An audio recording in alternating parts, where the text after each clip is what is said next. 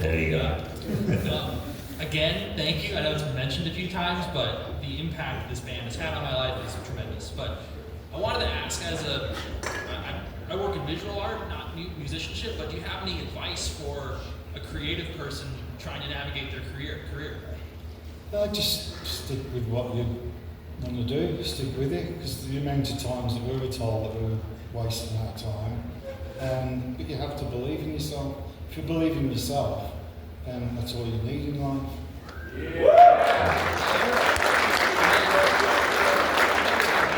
But what else are you listening to these days? Yeah, good question. Oh God. Just different things. Anything you recommend? You took the granddaughter to Taylor Swift.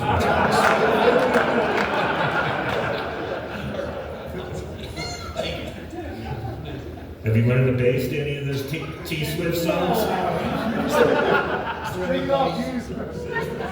any bass on them? I don't even know. That's awesome. Can you please explain a bit of finger for me and the Sleeping Village? Explain what the title of Explain how you did that, because that's an infectious song for me, and I don't understand how a band has a really sick record and they have that extra deep track that you have to really listen to. And that was, I think, down to Tony, his acoustic guitar intro. yeah, And a bit of finger was a bit of a rude thing to say. touche. So we just put it in there to see if we can get away with it. It was the 60s.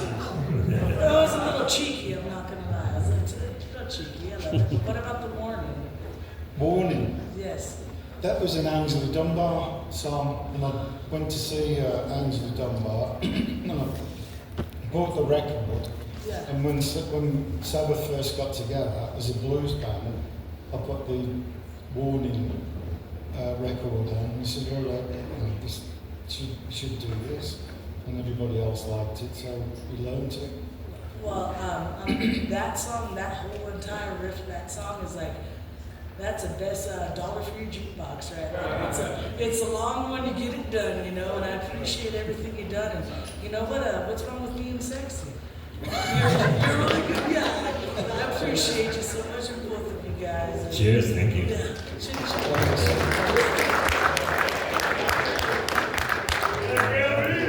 Hey guys, I love you both. Thanks. Dear God, man, this is huge. This is special, like so special. I'm gonna start with Brian, man. I love you, like ever since probably what was it, Mr. Show? Yeah. And Sarah Silverman and all that stuff. So thank you for being here, man. Thanks, man. Seriously, and also the Zach Wild roast. Oh shit. Which was great, and I still Try to watch. forget about that. No, that was awesome. And I still Piss watch. people off at the. You know, musicians don't always have great senses of humor. You do, but some of them don't. Dude, you nailed it. I went hard that night. You thank did, yeah. And you know, good for you, man. Geezer, can I get like one of these "we're not worthy" things going on? But Geezer, I have to ask you. Like, I'm huge. You know, my music. So I play guitar also and make music. The first, at least. Well, no, up until Dio, and then a couple after Dio are like my. Like, that's what I live off of, man. That's what I make my music from. Then you joined Ozzy's solo band with Zach Wild. Can I ask you, because this was like in Zach Wild's infancy as, you know, a mainstream guitarist, what was it like? What was your first impression of Zach Wild back in those days? It was the only person I'd ever met that was more loony than Ozzy. I mean, literally, he'd do anything to shock you. As far as the guitar playing? Guitar playing was incredible. Yeah, great guitarist. All right. Thank you so much. Thanks, man. Cheers. Hey, Geezer, it's a real honor getting to speak to you tonight. My question, bass player to bass player, what do you consider the most challenging bass line you ever wrote to me? Blimey. Probably none of it, otherwise I wouldn't have written it. Well, is there one that when you play live, you go, God damn it, like, why did I write it? Is there one? No, because they're all really easy. Thank you for the music, man. We love Please, it. thank you. Yes. I can't see how many we have, but Geezer said before, this is the latest he's been up in a long time. So, we gotta get this old man back to his hotel room eventually, so. Yeah, just knowing that you came up in the late 60s and made your career in the 70s, everything's got your start then, and just seeing the music industry then compared to what it is now. What are your general thoughts on the music industry and where it's at now as far as the internet playing a big impact and getting big? Just your overall thoughts. Completely different, absolutely, totally different thing.